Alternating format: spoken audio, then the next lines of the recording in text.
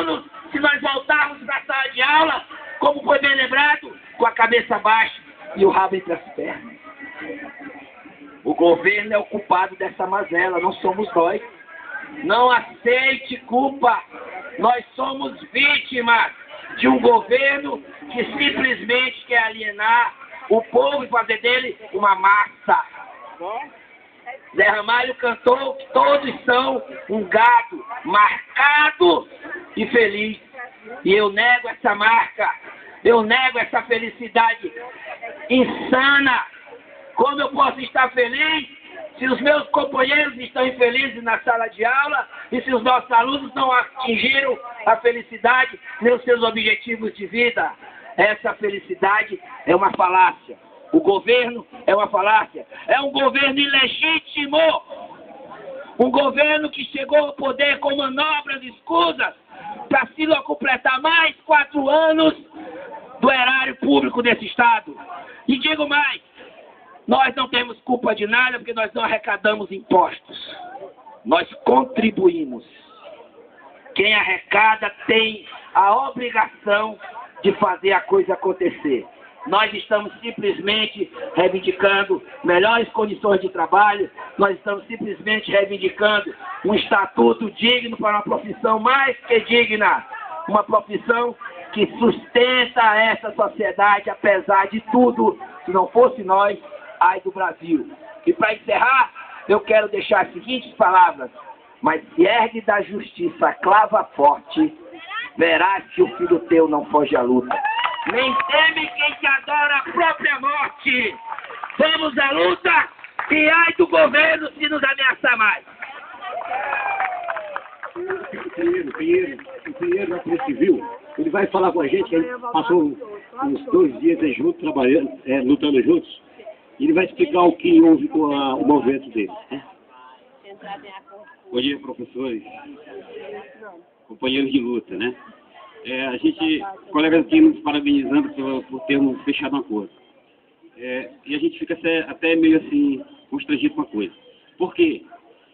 Conseguimos fechar um acordo, sim, lá em São Luís, mas é porque a categoria já estava se desmobilizando.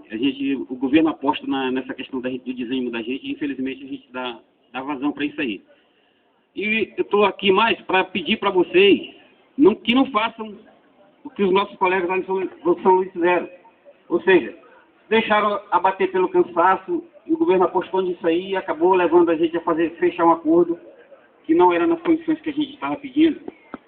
E acabou sendo, na realidade, nas condições que eles queriam, salvo alguns pontos lá, mas porque por essa falta de mobilização, por essa falta de motivação dos colegas, né? Lá em São Luís, infelizmente, tem muita delegacia especializada. E o que acontece lá? Os delegados, né, que é a força, que na Polícia Civil é o seguinte, tem os delegados e o resto. Né? O resto são os escrivães, são os comissários, são os investigadores. Né? Então, o que eles fazem? Tem delegacia lá que tem 5 delegados, 6 delegados, 3 de manhã e 3 à tarde, ou seja, o cara trabalha só meio expediente. Dão chefia para esse povo aí tudinho, né? Pegaram, a maioria desses novatos chegaram aí agora na polícia, deram chefia para esse povo aí. E além do que, tem aquela questão do estágio probatório, que isso aí, começa a dizer, tu tem estágio probatório, não pode fazer greve. É mentira isso aí, minha gente. Greve é um instrumento legal, está na Constituição. Se você tiver os 30% trabalhando, acabou, não tem problema nenhum. E outra coisa, o funcionário público, ele ser demitido do trabalho dele, muitas águas vão rolar para Caxias. Ou seja, o cara tem que passar por uma sindicância, ele tem que passar por um processo administrativo. E assim, ninguém vai botar ninguém para a rua. Agostinho Loreto, que é o cara aqui da educação, Agostinho Loreto vai chegar aqui pro sócio, tá na rua, vai embora. Não pode fazer isso. Por quê? Porque está na lei. Tá? Ninguém pode ser demitido do funcionário da forma que eles querem, como na iniciativa privada. O cara está insatisfeito com o trabalho do cara, manda embora. Não é assim. Então, para nós sermos demitidos do nosso trabalho, muita coisa tem que acontecer. E você tem que cometer uma falta muito grave. E a greve não é falta grave dentro do funcionário público. Por que o funcionário público faz greve? porque ele não tem acesso para conversar com o cara que está sentado na cadeira de governador lá para ver o salário dele, minha gente. A gente esbarra com uma série de barreiras, assessor, até chegar lá no ouvido do cara, não chega. Na realidade, vão passar 4 anos aí e não chega. Qual é o instrumento? É a greve. Por quê? Porque incomoda, a sociedade está vendo, e chega lá no ouvido dele, não tem jeito para não chegar. Ou de uma forma ou de outra, se for dos puxa-sacos, chega. Se for dos contrários, também chega. Então, ele vai se sentir incomodado por conta disso aí. Então, mas o que eu quero dizer é que não desistam, tá? Ninguém vai ser demitido do seu trabalho se estiver lutando pelos seus direitos. Né? O que eles querem é que essa coisa da intimidação é difícil, a gente trabalhar com isso aí. Mas não se preocupem, tá? Se vocês tiverem os 30% de vocês nos locais mobilizados, porque, greve é mobilização, não adianta. O cara fazer greve em casa, fazer greve no comércio, não adianta isso aí não. Tem que estar ou aqui, junto com os colegas aqui, ou fazendo os 30% que eles querem. Então, mas isso aí tem que ser feito. Tem que se está na lei, acabou. Ninguém vai ser demitido por conta disso aí. Mas o que eu quero dizer é o seguinte, vamos continuar mobilizados, tá? Eu estava ouvindo a rádio AM, lá de São Luís para cá, que é a Rádio Mirante, que entra aqui na nossa região. E foram 2 horas. Pegaram lá aqueles alunos do centro acadêmico lá, das escolas, levaram para lá, para o estúdio.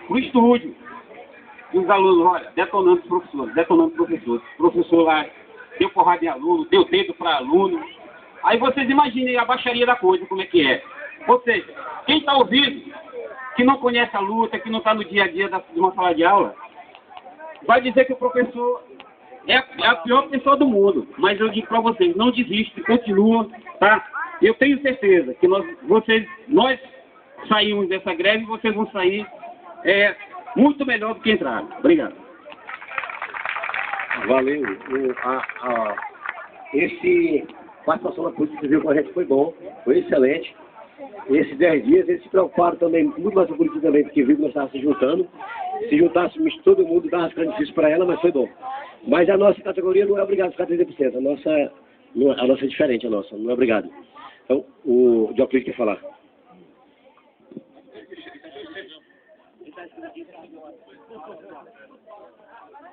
É coisa maravilhosa. Valeu.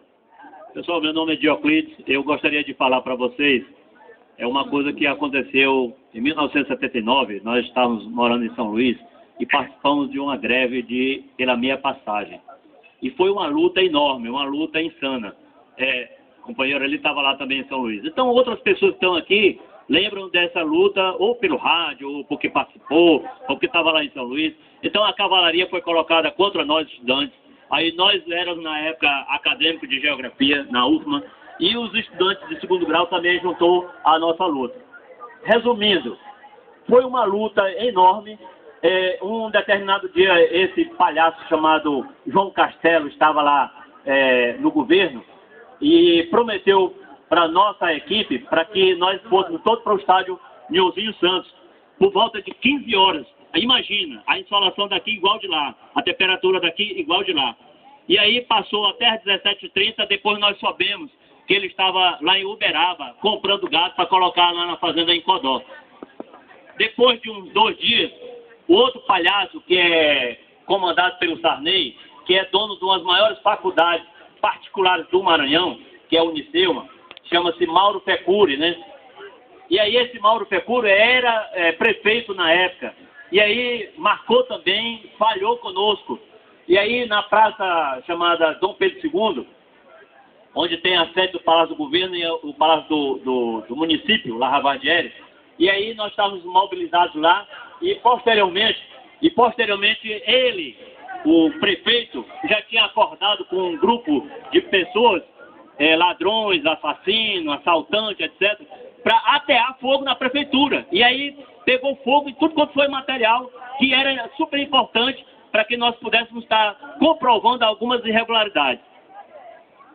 Pessoal, durante a movimentação nossa, nós fomos à rua, a cavalaria estava contra nós, policial batendo nos estudantes com cacetete, etc.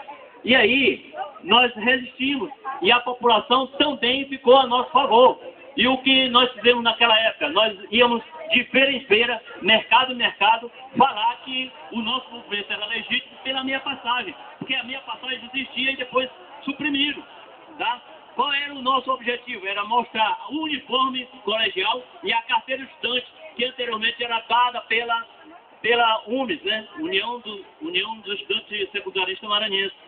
Então, essa instituição dava a carteira e não tinha nenhum problema de ter furo de aluno que era pseudo-aluno, pegava a carteira, como nós temos aqui muitos estudantes que só têm a carteira, mas